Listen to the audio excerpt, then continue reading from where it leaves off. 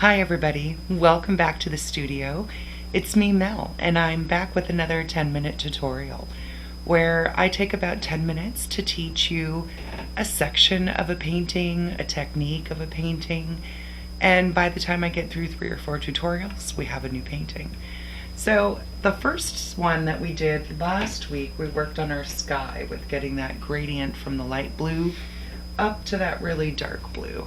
And today we're going to work on our sea. So let me zoom in. Before I do that, let me show you what I'm working with today. We're going to work on the sand, so the shore, and the water washing up on the shore. So I'm painting with the dirty palette. Sorry, I didn't want to go upstairs and get a clean one. I've got a little tiny bit of brown for my sand, some green, some white, and some blue. And we don't need a lot. It's not a large section of our canvas, so just a little bit of each. I've got my handy dandy 1/2-inch flat brush, and I've also got a smaller 1/4-inch flat brush. I've also got a jar of water and a paper towel to clean off with, but that's it. That's all we need. So let's get rolling. So the first thing I want to do is I want to take off this piece of tape that we put on to make our horizon line nice and clean. And you want to make sure that your painting is dried before you do this. And if I pull that off, I've got a nice clean line. Now one thing I can do is move this piece of tape. I'm just going to reuse the same one, it's still sticky. And I'm going to bring that right over the bottom of that horizon. It's really important that this surface be completely dry, because otherwise when I peel this off, it may peel off some of the paint from my sky if it's not completely dry. But by bringing this back down here, you can see it's just covering the bottom edge of that sky. This way, as I'm working on the sea, I don't mess up my horizon line. So if you're someone that really appreciates clean lines, this is a good way to achieve that.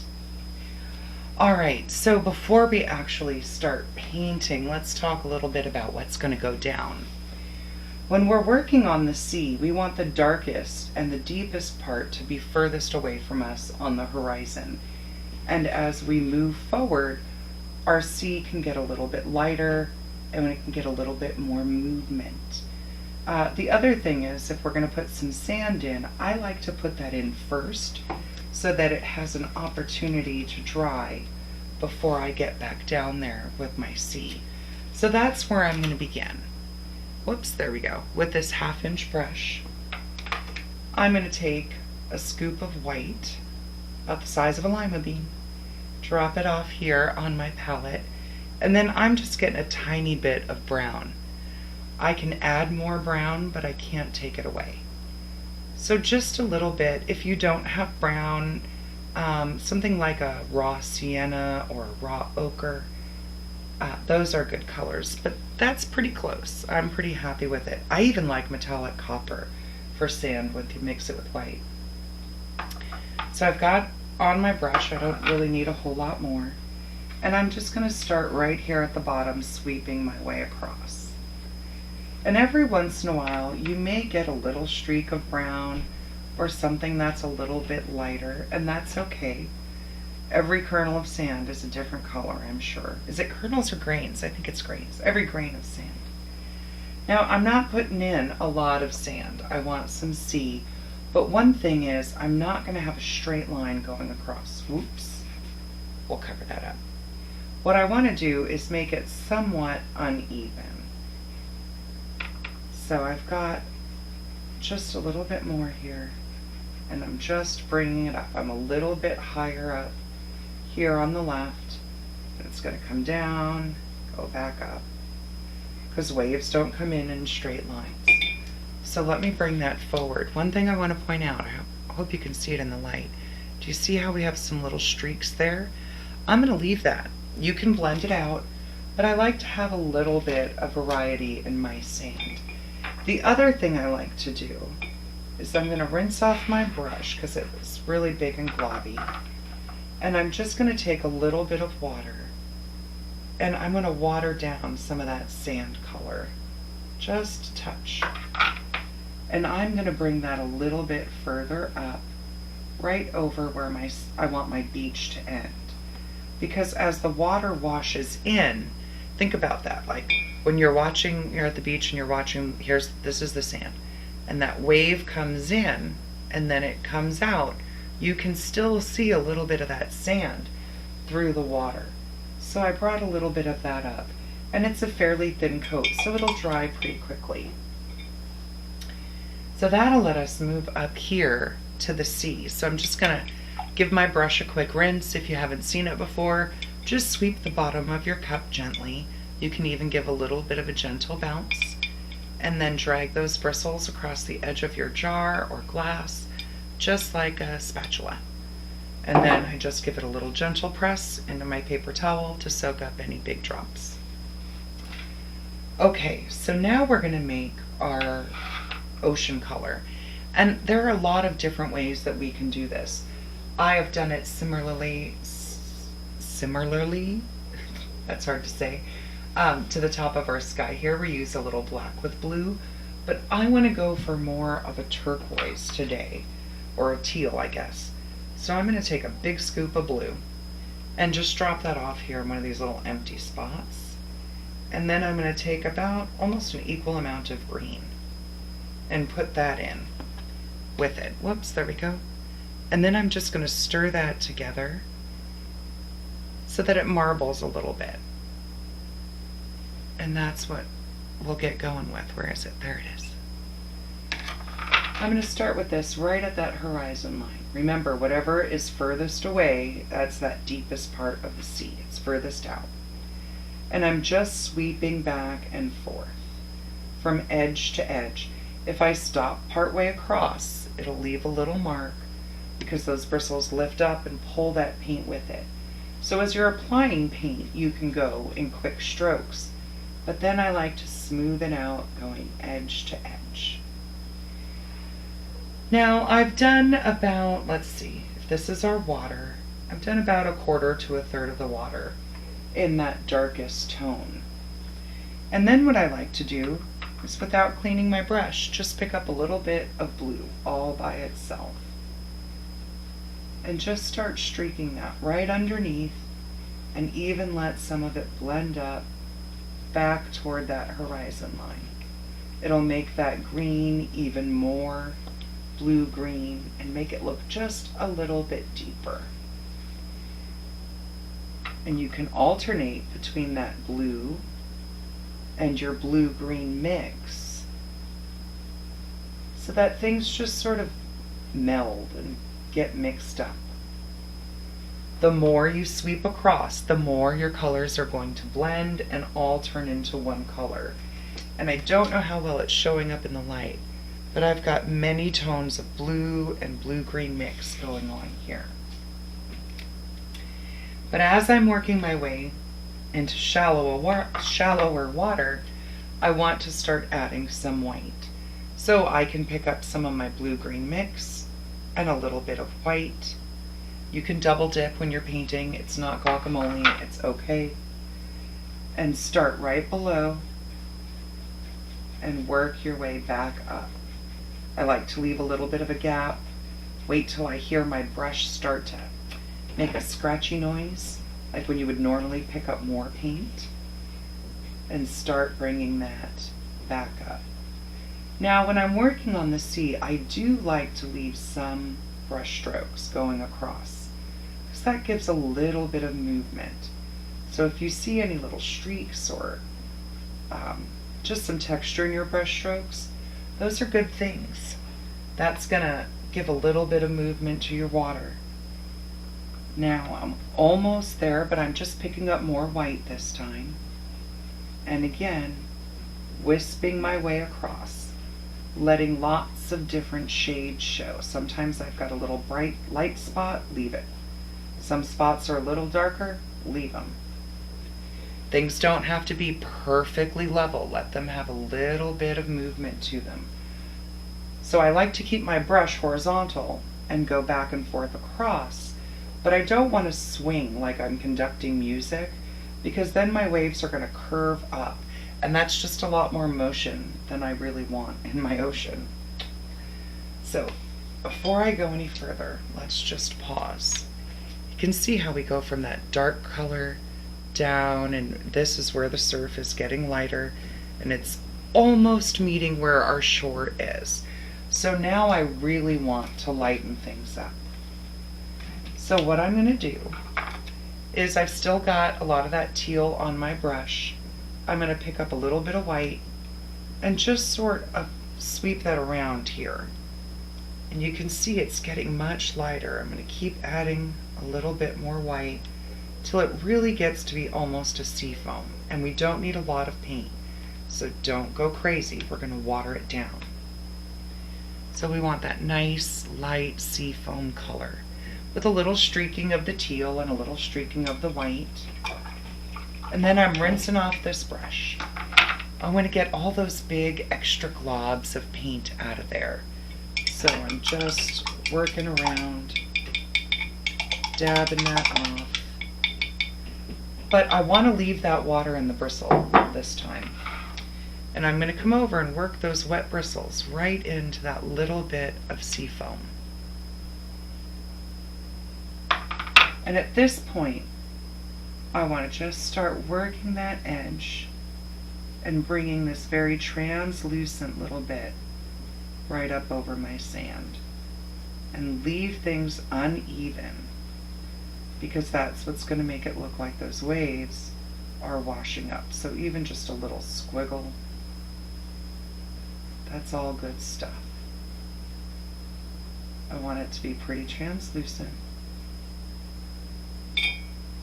I'm going to give my brush another quick rinse, and this time I'm just going to pick up a tiny bit of white. Little tiny bits at a time, and I'm just going to swish and streak that through.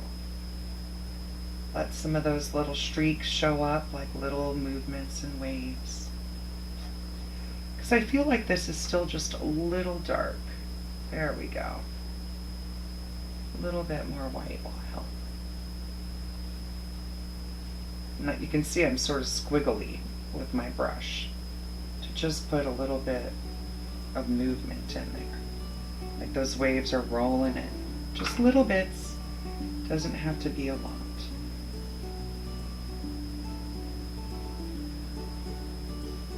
So I'm using that skinny edge of the brush and just giving little squiggles here.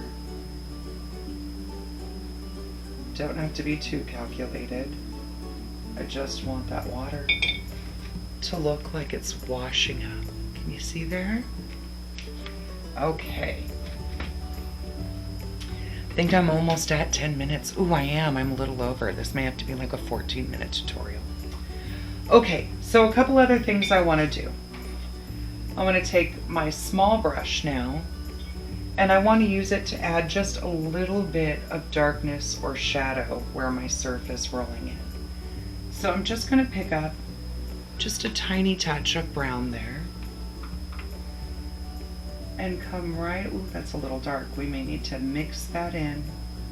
I want it to be darker than the sand, but not quite as dark as that plain brown. Here we go, this is a little better.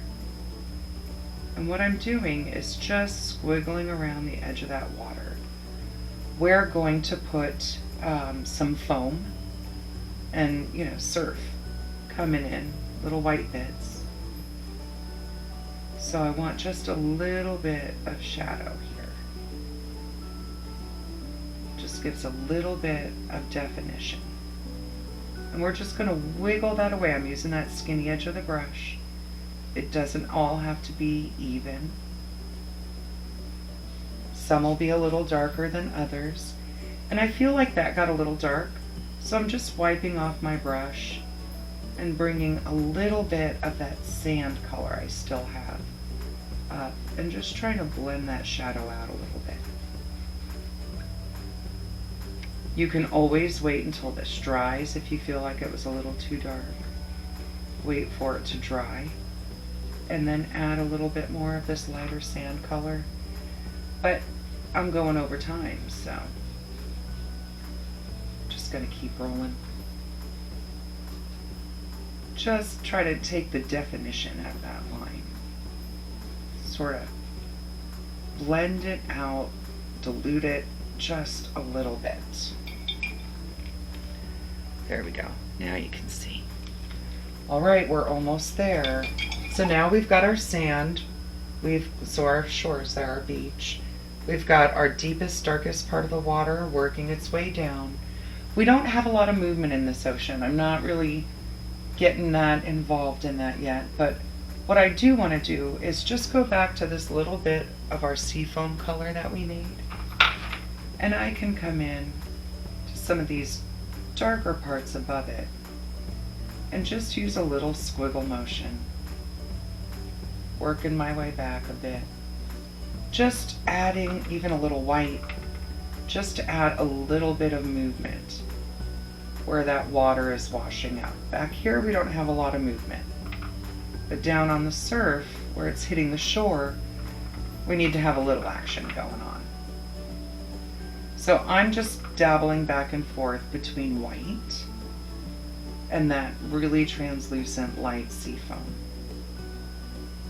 I'm just sort of giving a squiggle, almost like a little awkward Z motion, to just put some white lines in here where our sea is washing up on the shore, or just a few little waves.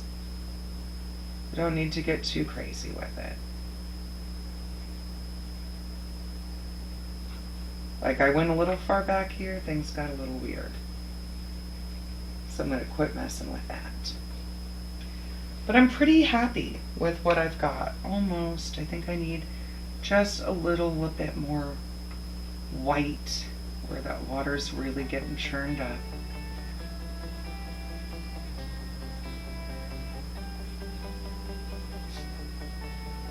And then I think that we are ready to start adding our foam. So, little tiny bit of white on our brush, and you just want to tap. That's called stippling. So right along this edge where the water is hitting and we have our little bit of shadow, just tapping, taking little blobs of paint. And it doesn't have to be the same height or size all the way around. Just that little bit of dabbing. If you have a fan brush is really good. For this, I also think like an older, stiffer, natural bristled brush works best for stippling things like foam. And if you want to geek out really hard, you can even tap a little bit out over little bits here where we put in that little bit of movement. Just put a few little stipples and taps to put that foam in. Ooh, we're going way over, you guys. I'm sorry. I know it's supposed to be 10 minutes. I lied. But I'm thorough, and I'm giving you a lot of good stuff here. So we'll just keep tapping and working our way through. Leaving some of that shadow showing. I didn't want to do all that work just to cover it up. You can even tap little bits of white further up onto the sand. If there's a little water that washed in there. Don't feel like this needs to be perfect. It's the ocean. Like, is anything more perfect and imperfect simultaneously than the ocean? I mean, it's perfectly beautiful and chaotic, and I mean, it's as organic as it gets in its movement and its offerings to us. So just little bitty taps. I'm going to pull this forward. You'll see that it's really not a lot. Just a few little bitty taps there. And we've got our shadow. So let's put that back. I'm going to peel off my tape.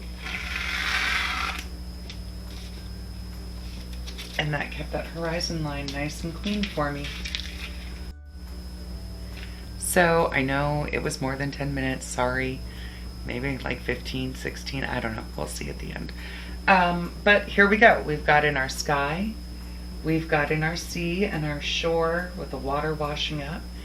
So in the next tutorial, we are going to add some dimension to this guy. Maybe put a couple of stars up and at the top. I don't know, we'll see.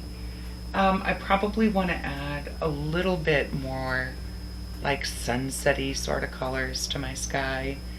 I might add an island back there. And then one of my buddies, my friend Noah, responded to one of my questions on Instagram and said that she wants to see more tutorials on trees. So maybe we'll add some palm trees to this one. By the time we're through, maybe another 1 or 2 minute tutorial, or 1 or 2 of our tutorials, and this guy should be done. So again, any suggestions, anything you want to see, drop it in the comments below. Make sure you subscribe. You can find me on Instagram, Facebook, YouTube. Just look for Paint with Mel. I'm there.